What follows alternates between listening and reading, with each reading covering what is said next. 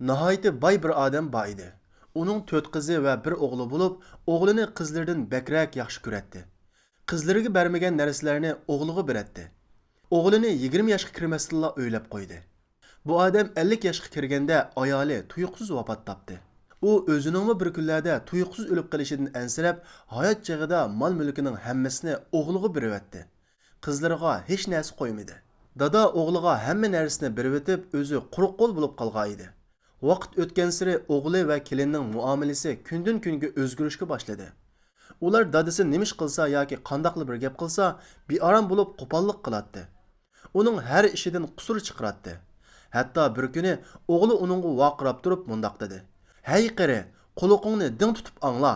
Sening qamlashmagan qiliqlaringga men sabr qilgan bilan bu martabalik isil nasab ayolim sabr qila olmaydi.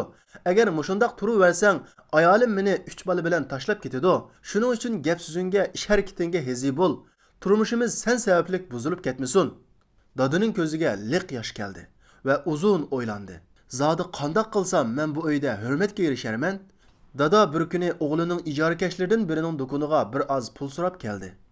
Xizmatchi bir qancha daqiqa saqlab turing deb qo'yib, ichiga kirib o'g'lini chaqirib chiqdi. O'g'li dadasining bu yerga takror kelmasligini deb qo'rqitganda, dada o'g'lini silkishladi. O'g'il g'azablanib kishilarning oldida dadasining yuziga bir qachat salg'ili tasli qoldi va o'g'il dadasiga shaharni tashlab chiqib ket deb tahdid soldi va yiroq bir yezga to'y qilib chiqib ketgan singlisidan dadasini elib ketishni talab qildi. Qizi yo'ldoshi bilan kelib dadasini yanada turg'izib, holdan obdan xabar olish uchun yoldirib elib ketdi. Bir qancha haftalar o'tdi. Dada qizning uyida nihoyat yaxshi kutib olindi. Kunlar o'tdi, yillar o'tdi. U odamning o'g'li bir farzandlik bo'ldi. U o'g'lini bakli yaxshi ko'radi. O'g'li 10 yoshga kirganda kishilardan dadasining bo'g'si qilgan yomonliklarini anglab qoldi-da, g'azablangunicha uydan chiqib ketib qaytib kelmadi.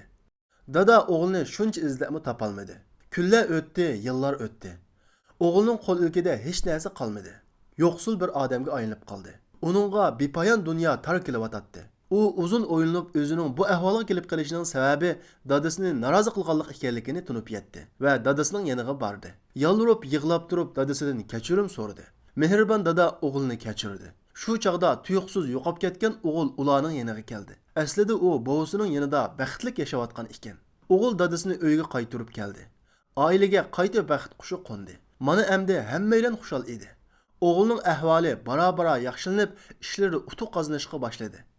U dadasiga to'liq vafodor bir o'g'ilga aylandi. Qo'lida bor mol-mulklarini dadasiga qaytarib berdi. Singillari bilan nihoyat inoq o'tdi.